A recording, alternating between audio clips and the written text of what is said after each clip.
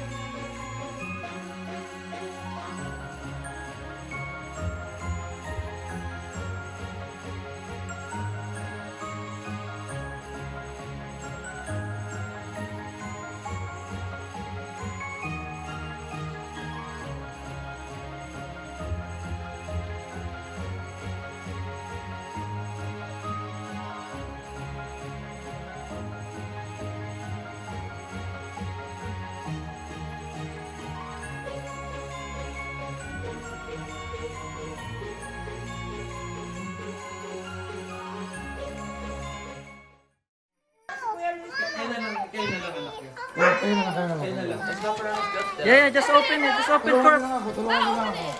Tulungan nyo lang ako ng bukas. Wow!